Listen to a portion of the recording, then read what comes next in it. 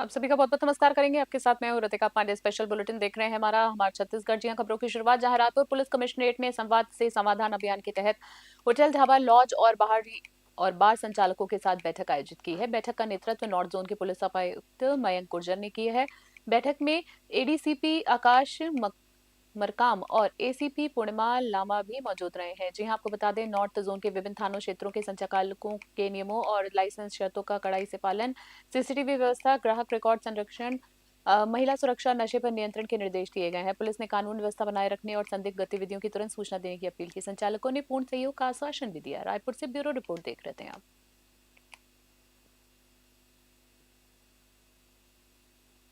छत्तीसगढ़ के पूर्व आबकारी मंत्री और वर्तमान विधायक कवासी लखमा रायपुर सेंट्रल जेल से रिहा हो गए हैं। उन्हें सुप्रीम कोर्ट की अंतरिम जमानत मिली थी। बता दें आपको, जेल से बाहर निकलते ही लखमा ने समर्थकों का हाथ जोड़कर अभिवादन किया है और इसे सत्य की जीत बताया है। उनके साथ उनकी धर्मपत्नी कवासी बुधरी, विधायक विक्रम मंडावी, सावित्री मंडावी और बस्तर कोटा क्षेत्र के बड़ी संख्या में समर्थक मौजूद थे। रायपुर से ब्यूरो रिपोर्ट।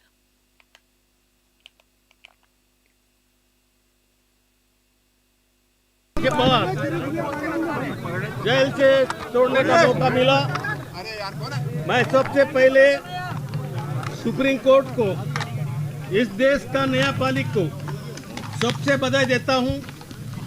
और मेरे को इतना दिन के बाद एक गरीब आदिवासी, बस्तर का आवाज, बस्तर का जंगल जमीन के बारे में बात उठाने वाला आदमी, मैं 1 साल से अंदर था, इसलिए इस देश का न्यायपालिका को पुनः मैं बधाई देता हूं। साथ में हमारा नेता खड़गे जी, राहुल गांधी जी और अप्रत्यक्ष हमारा प्रभारी सचिन पायलट और पूर्व मुख्यमंत्री भूपेश बघेल, प्रदेश अध्यक्ष दीपक बैज। आपको बता दें, खबर छत्तीसगढ़ से देख रहे हैं। छत्तीसगढ़ के जरहा गांव थाना क्षेत्र के ग्राम परहदा में रंजिश के चलते एक युवक की चाकू मारकर हत्या कर दी गई है। पुलिस ने इस मामले में त्वरित कार्रवाई करते हुए 2 आरोपियों को गिरफ्तार कर जेल भेज दिया है। घटना की शुरुआत करीब 2 महीने पहले हुई थी, जब आरोपी जयपाल उर्फ कल्लूसा ने मृतक कोमल साहू पर अपनी बहन से बातचीत करने का शक जताया था। इसके विवाद को लेकर 2 फरवरी की रात तालाब के पास आरोपियों ने प्रार्थी अर्जुन और कोमल साहू पर हमला कर दिया। इस दौरान हितेश उर्फ हरिओम कश्यप ने बटनदार चाकू से कोमल के पेट पर जानलेवा वार किया, जिससे इलाज के दौरान उसकी मृत्यु हो गई है। दुखद खबर है। पुलिस ने मामला दर्ज कर जयपाल और हितेश को न्यायिक रिमांड पर भेज दिया है। मुंगेली से देव प्रसाद बंजारा की खास रिपोर्ट देख रहे थे आप।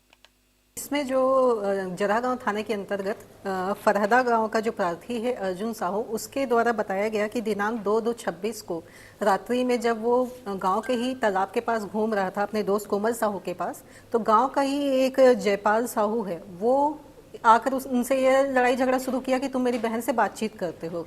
इसी बीच में उसने हाथ मुक्का से मारपीट शुरू कर दी। साथ में ही उसका एक दोस्त था हितेश कश्यप, वो उसके पास एक बटनदार चाकू था, जिससे उसने कोमल साहू और अर्जुन साहू दोनों के ऊपर चाकू से हमला किया, जिसमें कोमल साहू के पेट में भी चाकू लगा और इलाज के दौरान उसकी फिर मृत्यु हो गई। इस पर से जो जरहा गांव पुलिस द्वारा 103(1), 109 और 3(5) का अपराध पंजीबद्ध किया गया और बाद में जो बटनदार चाकू है उसकी जो जब्ती हुई है उसमें 2527 आर्म्स एक्ट की भी कार्रवाई की गई है। आरोपी के ऊपर पूर्व में भी चाकूबाजी का जो है आरोप था पहले पूर्व।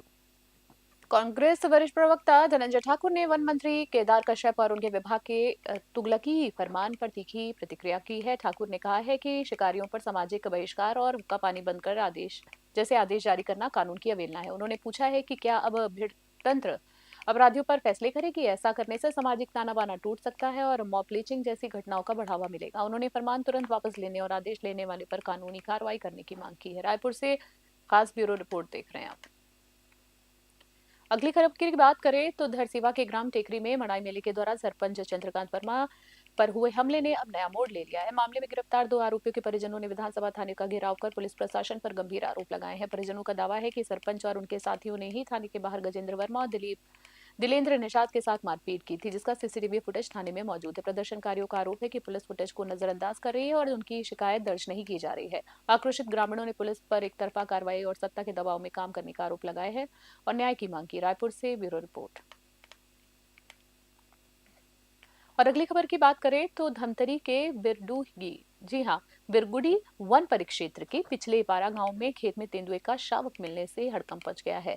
जानकारी के अनुसार 5 माह का तेंदुआ पहाड़ी से चलकर खेत तक पहुंचा। स्थानीय लोगों ने देखते ही वन विभाग को तुरंत इसकी सूचना दी। मौके पर पहुंची वन विभाग की टीम ने शावक को सुरक्षित रेस्क्यू किया और नगर पशु चिकित्सालय में स्वास्थ्य प्रशिक्षण उसका करवाया। स्वास्थ्य ठीक पाए जाने पर बाद में उसको शावक को जंगली सफारी रायपुर भेज दिया गया है। ग्रामीणों ने वन विभाग की तत्परता की सराहना की और कहा है कि ऐसे रेस्क्यू जान माल की सुरक्षा को बढ़ाते हैं। धमतरी से तरुण निषाद की रिपोर्ट। पूरे छत्तीसगढ़ में धान बिक्री न होने से किसान परेशान है। 31 जनवरी से धान खरीदी बंद हो चुकी है और किसान अब तक एक दाना नहीं बेच पाए हैं। मेहनत नहीं उनकी पूरी मिल पाई है। आपको बता दें, बेलर गांव के किसानों ने तहसील कार्यालय पहुंचकर प्रदर्शन किया और तहसीलदार को इच्छा मृत्यु का ज्ञापन सौंपा है। मजबूरी में किसानों का कहना है कि आधा धान बेच चुका है, आधा नहीं। ऐसे में कर्ज कैसे चुकाएं? कई किसान खाने के लाले उनको पड़ चुके हैं। उन्होंने चेतावनी दी है कि अगर जल्दी धान खरीदी नहीं हुई तो राज्य स्तरीय उग्र आंदोलन किया जाएगा। ये स्थिति मेहनत करने वाले अन्नदाताओं के लिए बड़ी चिंता है। धमतरी से तरुण निषाद की खास रिपोर्ट। तहसील कार्यालय के बेलर क्षेत्र के जम्मू किसान जो है वो मना धरना प्रदर्शन करे। कहा चीज की मांग को लेकर के आप मना हो कहा चीज का देखो भैया, ये जो सरकार है राज्य में, सरकार जो है भाजपा भारतीय जनता पार्टी की सरकार, ये जब सत्ता में आई, जिन दिन भी आई वो दिन यही बात बोले रही कि मैं किसान के एक एक दाना धान ला खरीदूं और वही विश्वास करके जो है किसान मन ओकर पक्ष में वोट करीने और सरकार बना है भारतीय जनता पार्टी के। लेकिन आज स्थिति और परिस्थिति आज देखते ना तो आज बेलर सोसाइटी के मात्र अगर मैं बात कर रहा हूँ तो बोले बेलर सोसाइटी के 100 से ज्यादा किसान जो है ना धान बेचे पर वंचित हो गए। आज परिस्थिति ये आगे ये सरकार के शासन काल में कि किसान जो है इच्छा मृत्यु की मांग करते, किसान के रकबा जबरदस्ती समर्पण कराए जाते, किसान के जो टोकन है वो काटे नहीं जाते। ये बड़ा विडंबना है और सरकार जो है किसान इस देश के अन्नदाता के साथ जो अत्याचार। तहसीलदार के कार्यालय में आओ, कहा चीज की मांग के लिए मैं धान खरीदी, टोकन काटी, एक कन बढ़ाई, ऐसे सोच के आ रहे हैं जी।